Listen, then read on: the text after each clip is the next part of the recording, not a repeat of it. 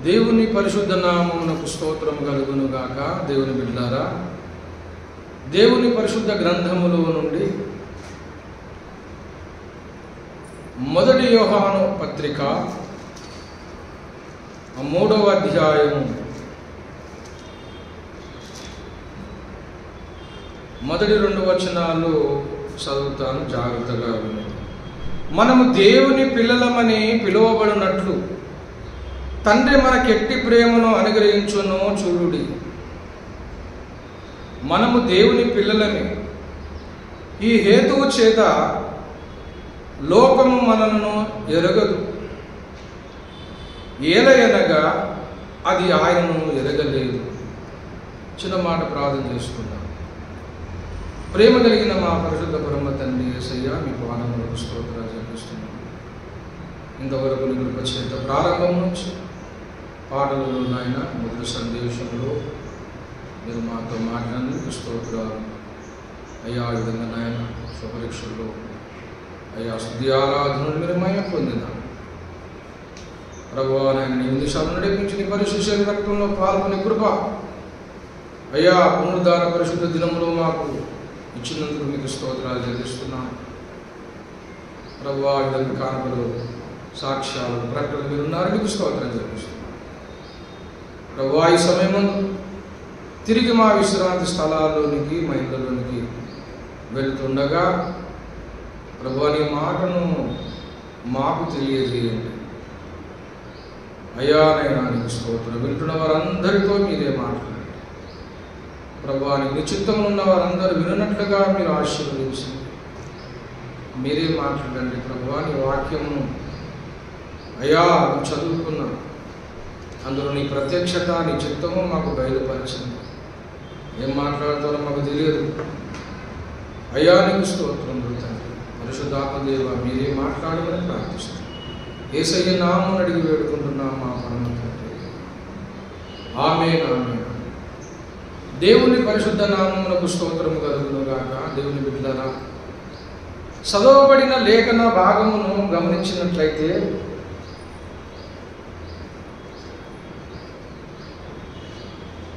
మనము దేవుని పిల్లలమని పిలువబడినట్లు తండ్రి మనకు ఎట్టి ప్రేమను అనుగ్రహించునో చూడుడి. మనము దేవుని పిల్లలమే అని చెప్తా ఉన్నాడు.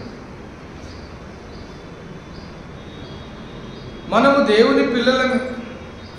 ఈ హేతువు చేత లోకము మనను ఎరగదు, ఏలయనగా అది ఆయనను ఎరగలేదు అని చెప్తాను. మనము దేవుని పిల్లలమే అని యోహాను భక్తుడు చెప్తా ఉన్నాడు. దేవుని బిడ్డలారా, యోహాను భక్తుడు ఈ పత్రిక రాస్తూ ఏమంటున్నాడంటే మనము దేవుని పిల్లలమే. మనం ఎవరము? దేవుని పిల్లలము అని చెప్తా ఉన్నాడు.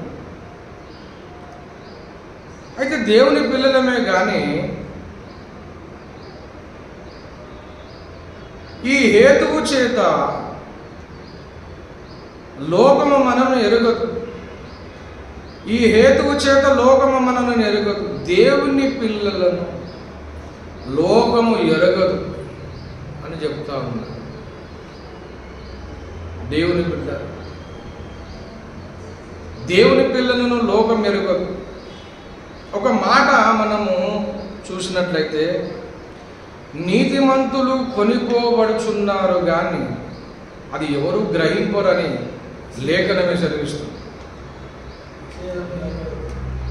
లేఖనము సెలవిస్తూ ఉంది దేవుని బిడ్డలారా.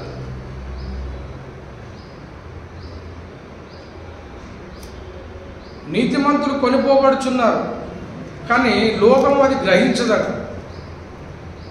లోకము గ్రహించదు. ఎంతోమంది మరి భక్తులు లోకాన్ని విడిచి వెళ్ళిపోతూ ఉన్నారు కానీ దేవుని బిడ్డలారా అది ఎవరికి పట్టదు. కనుక మనము లోకంలో పెద్ద పేరు పొందిన వాళ్ళమేమి కాదు. దేవుని బిడ్డలారా,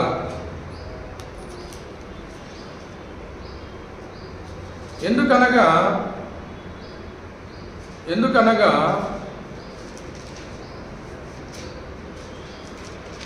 నాకు తెలిసిన ఒక భక్తుడు, అనేకులు ఉన్నారు, ఒకరని కాదు,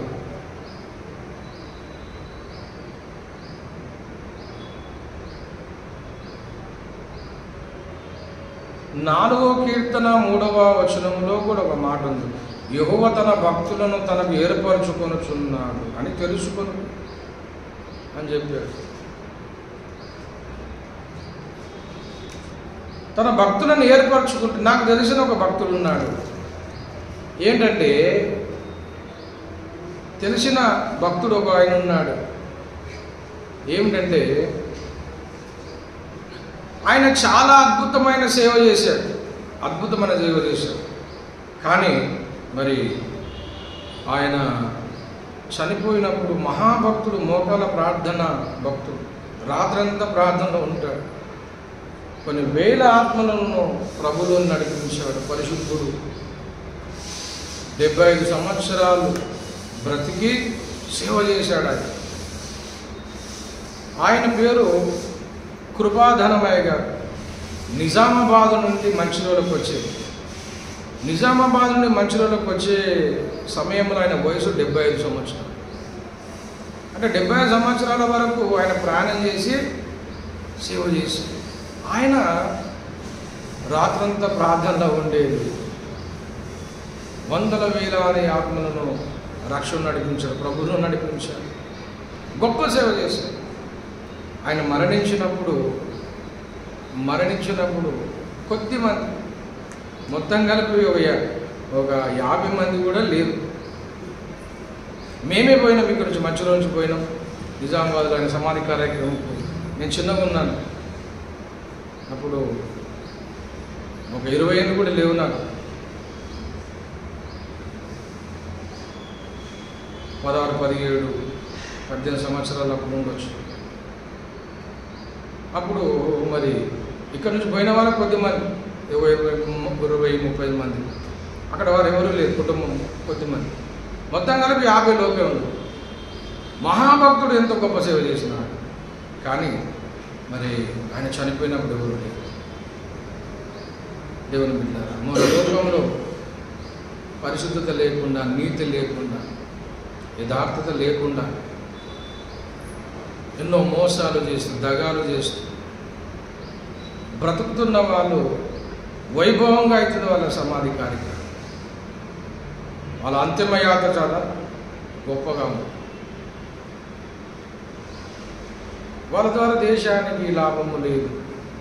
వాళ్ళు పెద్ద పరిశుద్ధులు కాదు, న్యాయవంతులు కాదు, మోసంతో బ్రతికిన వాళ్ళు, అన్యాయాలు చేస్తూ, దోపులు చేస్తూ, అందరినీ మోసం చేసి బ్రతికిన వాళ్ళు. కానీ వాళ్ళు చనిపోయినప్పుడు వైభవంగా. కనుక దేవుని బిడ్డలారా, భక్తులు కొనుక్కోబడుచున్నారు కానీ ఎవరు గ్రహించరు. ఈనాడు దేవుని బిడ్డలు కూడా ఎవరికి అగుపడరు, కనబడరు, లోకాన్ని తెలియదు. దేవుని పిల్లలము కానీ లోకం వాళ్ళని ఎరగదు అని చెప్తా ఉన్నాడు. ఎందుకు ఎరగదు అంటే అసలు దేవునే ఎరగలేదు కాబట్టి అన్నాడు. చూడండి, అక్కడ ఈ హేతువు చేత లోకము మనలను ఎరగదు. ఏలయనగా అది ఆయనను ఎరగలేదు. దేవుని బిడ్డ, యేసు ప్రభుల వారిని లోకము తృణీకరించింది, ద్వేషించింది, తునీకరించింది. ఆయనను ఎరగలేదు. దేవుని బిడ్డ, ఆయనను ఎరగలేదు. యోహాను సువార్త 15వ అధ్యాయము చూడండి. యోహాను సువార్త 15:21 చూడండి దయచేసి త్వరగా. యోహాను సువార్త 15:21 ఏముందయా?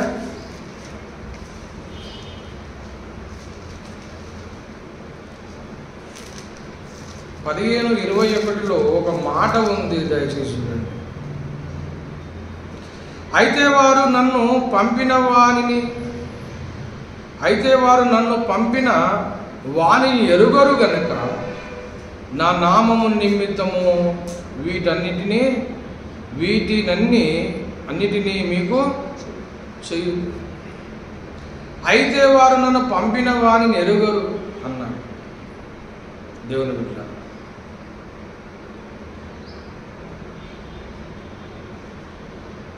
దయచేసి 18వ వచనం, లోకము మిమ్మల్ని ద్వేషించిన మీకంటే ముందుగా నన్ను ద్వేషించనని మీరు ఎరుగుదురు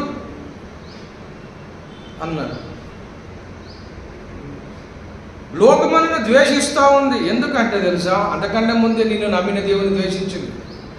యేసు ప్రభుల వారిని ద్వేషించింది. యేసుని నమ్ముతున్న నిన్ను ద్వేషిస్తుంది అంటే నువ్వేం పెద్ద ఆశ్చర్యపోనవసరం లేదు. నిన్ను నమ్మిన యేసయ్యని లోకం ద్వేషించింది. 16:3 చూడండి, యోహాను 16:3లో ఏముంది? వారు తండ్రిని నన్ను తెలుసుకొనలేదు గనక ఇలాగూ చేయదు. దేవుని బిడ్డారా, మొదటి వచనం చూడండి, 16 మొదటి నుండి చదవండి. మీరు అభ్యంతర పడకుండవలనని ఈ మాటలు మీతో చెప్పుచున్నాను. వారు మిమ్మును సమాజ మందిరములో నుండి వెలివేయుదురు. మిమ్మును చంపు ప్రతివాడు తాను దేవునికి సేవ చేయుచున్నానని అనుకుంటున్నారు. దేవుని ప్రజలను ద్వేషిస్తున్నారు, దూషిస్తున్నారు, చంపుతా ఉన్నారు. ఎందుకో తెలుసా? ఇదే మేము దేవునికి చేస్తున్న సేవ అనుకుంటున్నాం. దేవుని బిడ్డలను, క్రీస్తు బిడ్డలను ఈనాడు ద్వేషిస్తూ ఉన్నారు, కొడుతూ ఉన్నారు, చంపుతా ఉన్నారు, చర్చిలు గురగొడుతూ ఉన్నారు, పాస్టర్లను కొడుతూ ఉన్నారు. ఎందుకు ఇలాగా చేస్తూ ఉన్నారంటే ఇది ఏ దేశ సేవ అనుకుంటున్నారు. క్రీస్తు బిడ్డలను ద్వేషించడము, దూషించడము, కొట్టడము, చర్చిలు కూలగొట్టడం, పాస్టర్లను కొట్టడం, చంపడము, ఇది దైవ సేవ అనుకుంటున్నారు. ఇది దేవుని సేవ, దేశ సేవ అనుకుంటున్నారు. ఇది దేవునికి సేవ చేస్తున్నామని అనుకుంటున్నారు. ఎందుకు అలాగా అనుకుంటున్నారంటే వాళ్ళు నిజంగా దేవుని ఎరగరు. వారి తండ్రిని నన్ను తెలుసుకొనలేదు గనుక అలాగూ చేయుతూ. దేవుని బిడ్డ, ఈనాడు క్రీస్తుని ఎందుకు ద్వేషిస్తూ ఉన్నారు? క్రీస్తు బిడ్డలను ఎందుకు ద్వేషిస్తూ ఉన్నారు అంటే వాళ్ళు నిజముగా దేవుని తెలియదు కాబట్టి. వాస్తవం తెలియకుండా వాళ్ళు బ్రతుకుతా ఉన్నారు. నిజమేదో తెలియకుండా బ్రతుకుతా ఉన్నారు. దేవుని బిడ్డ, నిజదేవుని తెలియకుండా ఒక దుష్ట శక్తి పనిచేస్తూ ఉంది. దయచేసి 2వ కొరింథీయులకు రాసిన పత్రిక 4వ అధ్యాయము 4వ వచనము చూడండి. దేవుని స్వరూపి అయిన క్రీస్తు మహిమను కనపరచు సువార్త ప్రకాశం వారికి ప్రకాశింపకుండు నిమిత్తము ఈ యుగ సంబంధమైన దేవత అవిశ్వాసులైన వారి మనోనేత్రములకు గుడ్డితనము కలగజేశారు. దేవుని బిడ్డలారా, దేవుని స్వరూపి అయిన క్రీస్తు మహిమను కనపరచు సువార్త వింటున్నారా? క్రీస్తు సువార్త మహిమను తెలియకుండా సువార్త చెప్తా ఉన్నారు. ఈనాడు సువార్త ప్రకటిస్తూ ఉన్నారు. సువార్త అనగా ఏమిటి? సువార్త అనగా ఏమిటి? దేవుడెవరో చెప్తా ఉన్నా. దేవుడు ఏమై ఉన్నాడో చెప్తా. దేవుడెవరు? దేవుడు అనగా ఎవరు? దేవుడు అంటే అర్థం ఏమిటి అని చెప్తా ఉన్నా. దేవుని సువార్త ప్రకటిస్తూ ఉన్నారు. ఏమిటా సువార్త? ఏమిటా సువార్త అంటే ఒక ఆయన అందరి కోసము చనిపోయాడు. ఒక ఆయన అందరి కోసం చనిపోయాడు. ఒక ఆయన అందరి కోసం చనిపోయాడు. సర్వమానవాళి కోసము ఒక వ్యక్తి చనిపోయాడు. ఒక వ్యక్తి చనిపోయాడు. అదే కొరింథీయులకు రాసిన పత్రిక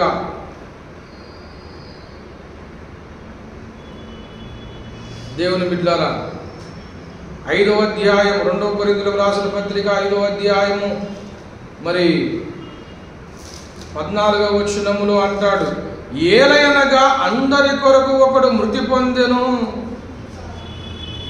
ఏలయనగా అందరి కొరకు ఒకడు మృతి పొందెను. ఒక ఆయన చనిపోయాడు, అందరి కోసం ఒక ఆయన చనిపోయాడు. దేవుని బిడ్డలారా, అందరి కోసం ఒక ఆయన చనిపోయాడు. ఎందుకు చనిపోయాడో తెలుసా? మనుషులలో పాపం ఉన్నది కాబట్టి.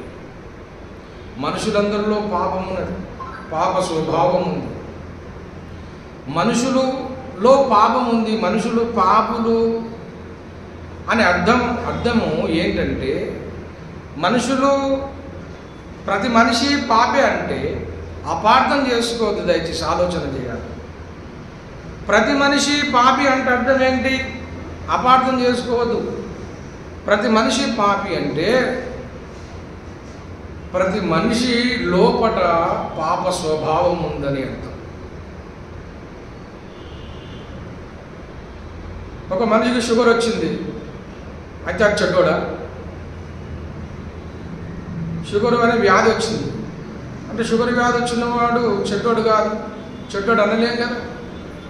ఆయనకు ఒక వ్యాధి వచ్చింది, అంత మాత్రం అతను చెడ్డవాడు కాదు. దేవుని బిడ్డ, అలాగే మనిషి పాపి అంటే అతనిలో పాపం అనేది ఒక రోగము లాంటిది. మనిషికి ఒక రోగం ఉంది, పాపం అనే రోగం. పాపం అనే రోగము మనిషిలో కూడా ఉంది. ఒక వ్యాధి, షుగర్ వ్యాధి ఒక మనిషికి ఎలా ఉందో మానవునికి పాపం అనే రోగం ఉంది. ఆ పాపం అనే రోగము ద్వారా వాడు బ్రతికి ఆ పాపములోనే మరణించి నరకానికి వెళ్ళిపోతాడు. పాపములో ఉన్నవాడు దేవుని చేరుకోలేడు, పాపి పరలోకం చేరుకోలేడు. పాపం పెట్టుకొని దేవుని రాజ్యం ఉండలేదు, పాపం పరిహారం కావాలి. కనుక ప్రతి మనిషిలో పాపం అనేది ఉంది. ఆజ్ఞాతిక్రమమే పాపం. ఆ పాపము మనిషిలో ఉన్నది కనుక మనిషి గుణము స్వభావము పాపముగా ఉన్నది, చీకటి ఉంది. మనిషి స్వభావం పాపం, మన స్వభావంలో కూడా పాపం ఉంది. అనేక రకాలైన చెడ్డ స్థితి మనలో ఉంది. ఆ పాపము పరిహరించడానికి ఒక మనుషుడు అందరి కొరకు చనిపోయాడు. ఆయన పేరు నజరుడైన యేసుక్రీస్తు ప్రభువు. సర్వమానవాళి కోసం ఆయన ప్రాణం పెట్టాడు, బలి అయ్యాడు, రక్తం కార్చాడు, శిలువలో తన ప్రాణమును అర్పించాడు. తన రక్తం చిందించడం వలన, ఆయన యజ్ఞము కావటం వలన మానవాళికి విమోచన దొరికింది, పాపం పరిహారం. దేవుని బిడ్డలారా, పాప పరిహారం కోసము రక్తము చిందించాలి, భగవంతుడు మరణము కావాలి, మరణించిన భగవంతుడు మళ్ళీ మరణాన్ని గెలిచి లేవాలని శాస్త్రాలు తెలియజేస్తూ ఉన్నాయి. అలాగున మరణించి ప్రాణం పెట్టి రక్తం కార్చి చనిపోయి తిరిగి లేచిన భగవంతుడు మనము చూసినట్లయితే, ఆలోచన చేసినట్లయితే ఆయన బైబిల్లో కనబడుతున్నాడు. ఆయన నజరుడైన యేసుక్రీస్తు ప్రభువు. ఆయన చనిపోయాడు, సర్వమానవాళి కోసం మరణించాడు. కనుక దేవుని బిడ్డలారా, యేసు ప్రభుల వారు ఈ విధంగా సర్వమానవాళి కోసము జన్మనెత్తి మరణించి ప్రాణం పెట్టి రక్తం కార్చి మరణించి 3వ దినము తిరిగి లేచిన వాడు నజరుడైన యేసుక్రీస్తు ప్రభుల వారు. ఆయన నమ్మితే మీ పాపం పరిహారం అవుతుంది, మీకు సమాధానం దొరుకుతుంది, చనిపోతే మోక్షం పరలోకం దొరుకుతుందని ఈ శుభవార్త, సమాధాన వార్త, సువార్త ప్రకటిస్తూ ఉన్నారు ఈనాడు క్రైస్తవులు. ఈ సువార్త ప్రకాశము అనేకులకు కనబడకుండా, వినబడకుండా కొన్ని దుష్టశక్తులు పనిచేస్తూ ఉన్నాయి. ఆ దుష్టశక్తి పేరే ఈ యుగ సంబంధమైన దేవత కదా. 2వ కొరింథీయులకు రాసిన పత్రిక 4:4లో ఏముంది? దేవుని స్వరూపమైన క్రీస్తు మహిమను కనపరచు సువార్త ప్రకాశము వారికి ప్రకాశింపకున్నట్లు నిమిత్తము ఈ యుగ సంబంధమైన దేవత అవిశ్వాసులైన వారి మనోనేత్రములకు గుడ్డితనం కలగజేస్తాం. ఈ సువార్త ప్రకాశం, ఈ సత్య సువార్త, సమాధాన సువార్త, ఈ శుభవార్త, క్రీస్తు వార్త మరి తెలియకుండా, ప్రజలకు వినబడకుండా, కనబడకుండా ఈనాడు ఓ అంధకార శక్తి, ఈ యుగ సంబంధమైన శక్తి పనిచేస్తావు. యుగ సంబంధమైన శక్తి పనిచేస్తుంది, వారి అనుచరులు పనిచేస్తూ ఉన్నారు. సువార్త ప్రకటించడం లేదు, ఇవ్వడం లేదు.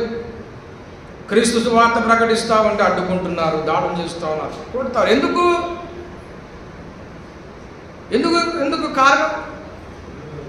ఎందుకు కారణం? యేసు మంచివాడు కదా, ప్రేమ కలిగిన వాడు కదా, సాక్ష్యం ఇస్తున్నారు.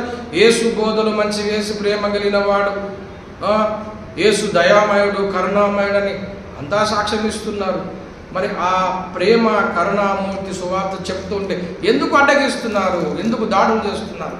ఎందుకు పాస్టర్లను కొడుతున్నారు? చర్చల మీద దాడి చేస్తున్నారు?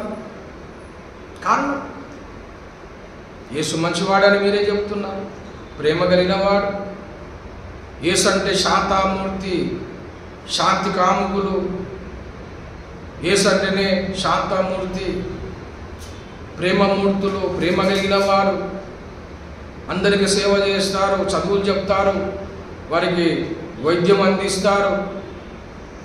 క్రైస్తవులు మిషనరీలు చదువులు అందించారు, విద్యాబోధన చేశారు, ఎన్నో సేవలు చేశారు. కుష్ఠు రోగులకు సేవలు చేస్తూ ఉన్నారు, నానా పిల్లలు నడుపుతూ ఉన్నారు, వారిని పోషిస్తూ ఉన్నారు, చదువు చెప్తూ ఉన్నారు. ఎన్నో సేవా కార్యక్రమాలు చేస్తూ ఉన్నారు కదా. అయినా ఎందుకు యేసుని ద్వేషిస్తూ ఉన్నారు? యేసుని ఎందుకు ద్వేషిస్తూ ఉన్నారు? యేసు వార్త ఎందుకు ప్రకటించడం లేదు అంటే ఒక యువ సంబంధమైన దేవత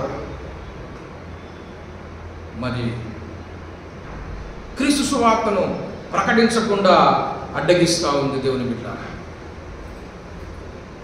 కనుక ఇలాగ ప్రకటించడం వలన క్రీస్తు సువార్త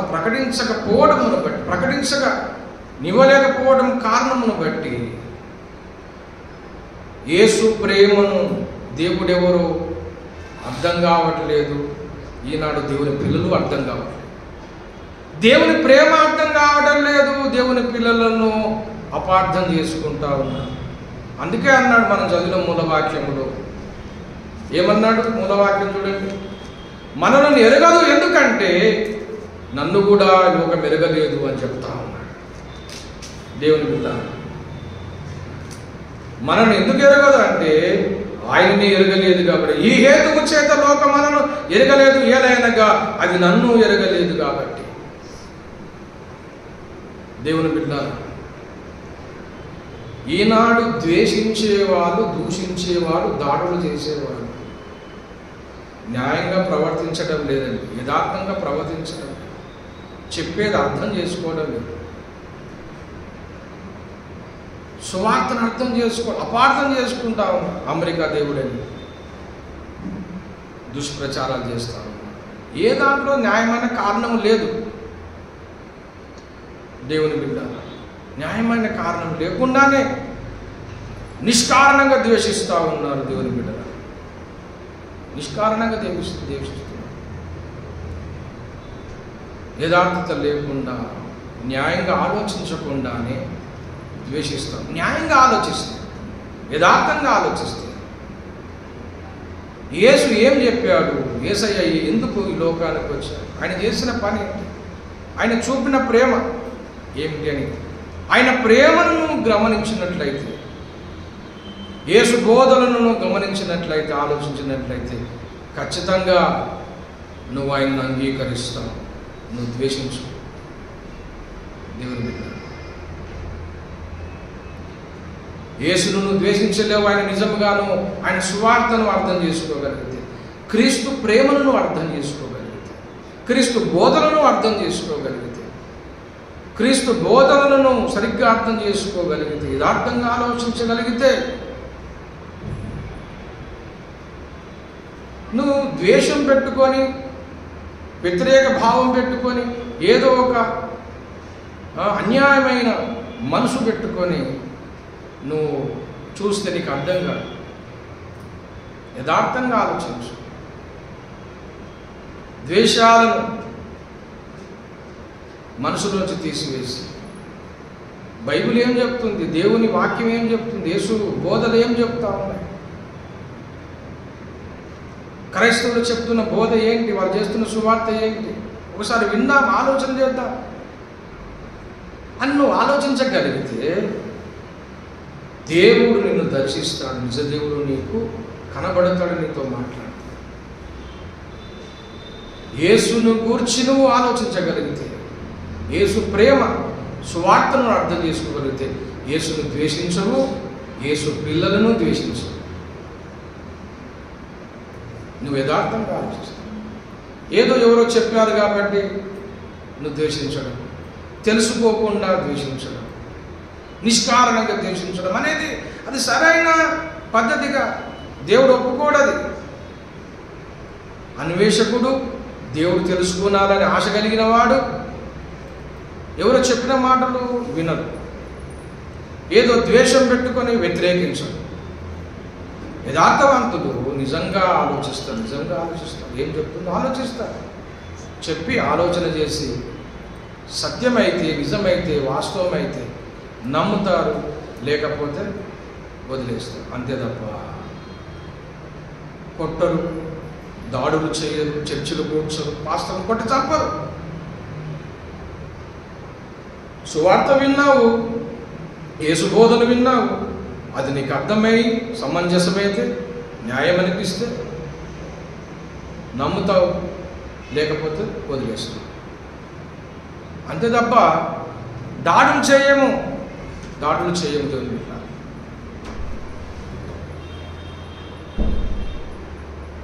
నేను ఇస్తున్న సాక్ష్యం ఏమిటంటే, నువ్వు నిజముగా యథార్థంగా యేసయ్య సువార్తను వినగలిగితే యేసయ్య ప్రేమ అర్థమవుతుంది, ఆయన త్యాగం అర్థమవుతుంది, ఆయన ఎందుకు ఈ లోకంలో జన్మించాడో అర్థమవుతుంది, ఆయన ఏం చేశాడో అర్థమవుతుంది, ఆయన సిలువ యజ్ఞమా అర్థమవుతుంది, ఆయన అందరి కోసం తన ప్రాణం ఎందుకు పెట్టాడో అర్థమవుతుంది.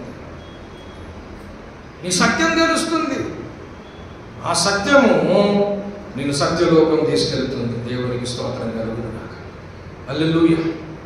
దేవుని బిడ్డలారా, ఈనాడు తెలియకుండానే ద్వేషిస్తున్నారు, అన్యాయంగా ద్వేషిస్తున్నారు. అది మానకుండా దయచేసి తెలుసుకోండి,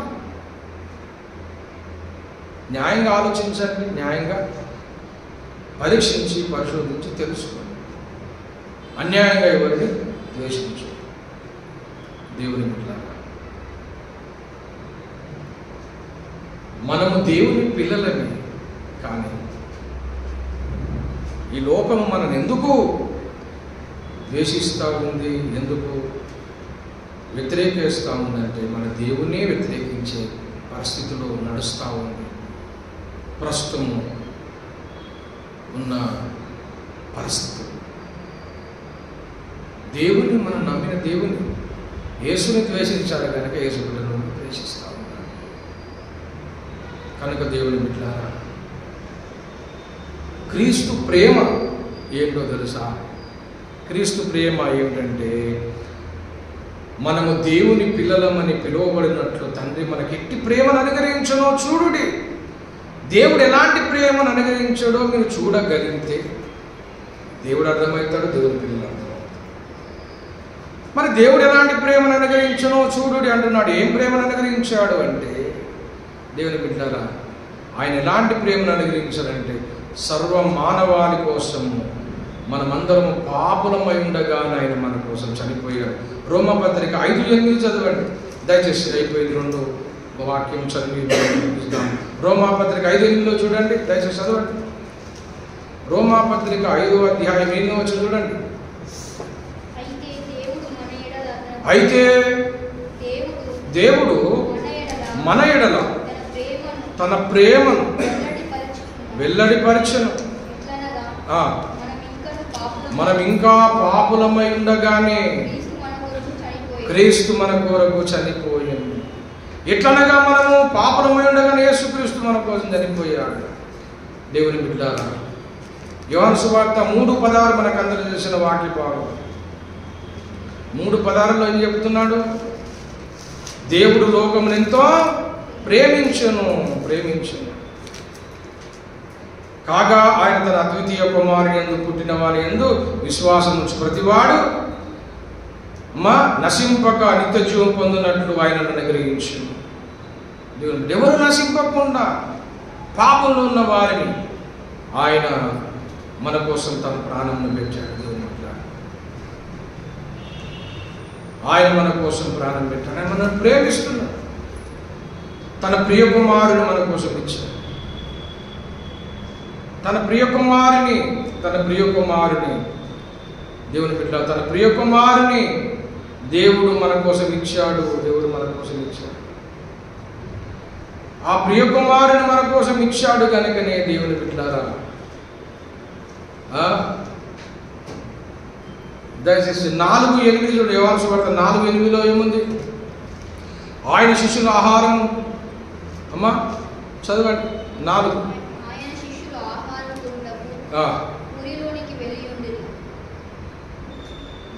దయచేసి చదవండి. 4:8-11 వరకు అంటాడు. అందుకు యేసు నువ్వు 4వ వచనం నుండి దయచేసి ఎఫెసీ పత్రిక 1:4లో చూడండి. 1:4లో ఏమన్నాడు? ఎఫెసీ 1:4లో చివరి మాట,